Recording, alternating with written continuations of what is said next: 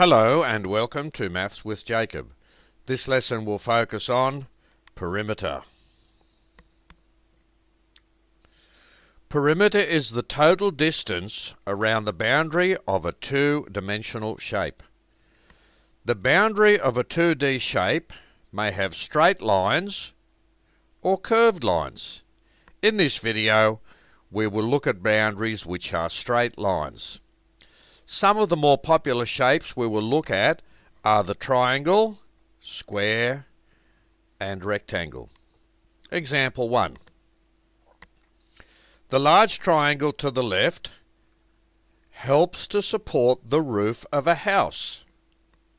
Given the three measurements, what is the perimeter of the large triangle?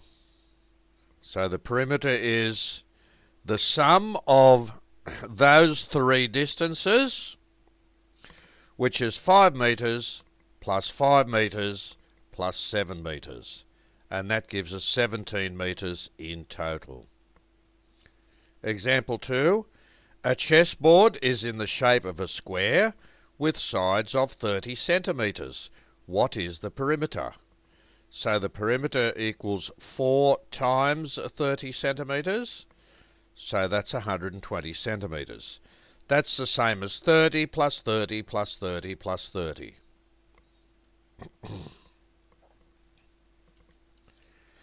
The square garden bed above has each side with length 2 metres. So that's 2, 2, 2, and 2. The perimeter is 4 times 2 metres, which is 8 metres. The rectangular swimming pool above has a length of 8 metres, so let's assume that's 8, and a width of 3 metres, so that width is 3. Now remember, that length is the same, that's also 8, and that width is also 3 because it's a rectangle. So the perimeter is 8 plus 3 plus 8 plus 3, and that's 22 metres. The total distance around the outside.